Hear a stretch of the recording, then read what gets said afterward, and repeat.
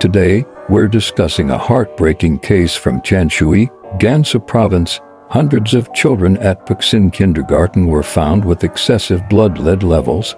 Just this afternoon, the official investigation report was released, but it raises more questions than it answers. The scandal unfolds. Issues started with unusual symptoms in children: loss of appetite, constant crying, and diarrhea.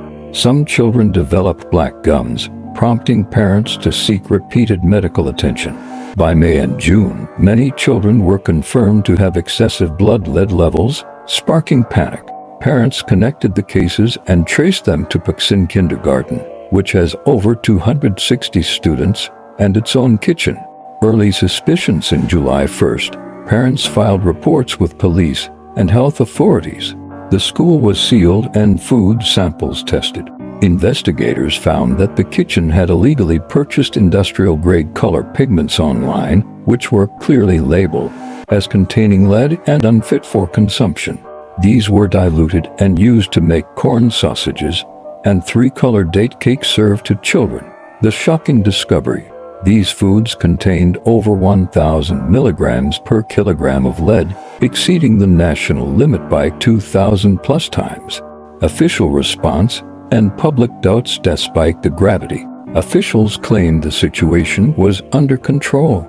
A public meeting was held, but recordings were banned and police stood guard. Initial test results from local hospitals stated that 223 out of 267 children were normal, using China's higher threshold of 100 micrograms, though the WHO recommends a limit of 30 micrograms.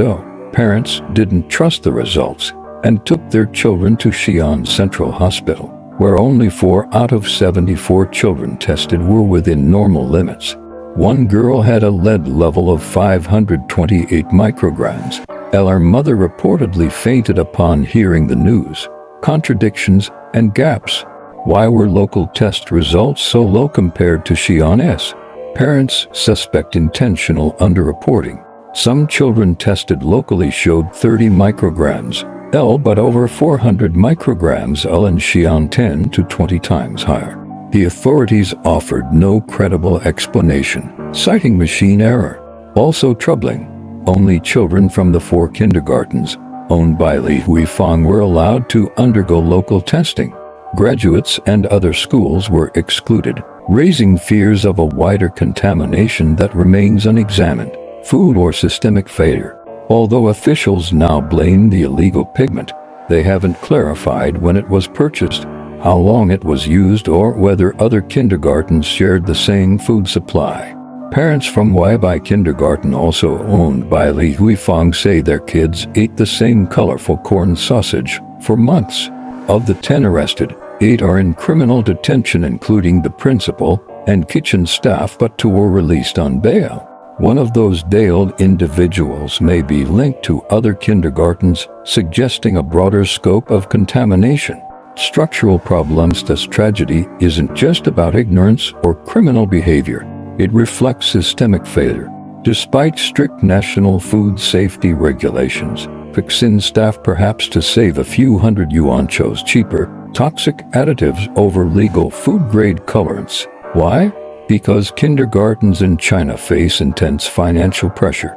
China's birth rate has plummeted by 50% in the past decade, and over 29,000 private kindergartens have shut down since 2020. Competition forces some to cut corners. Peixin charged 20,000 yuan per child annually, but only allocated 6 yuan per meal, forcing unhealthy cost-saving measures. A sobering lesson: this case reveals deep-rooted issues: weak oversight, low barriers to entry for childcare institutions, pressure from a shrinking market, and above all, a lack of accountability.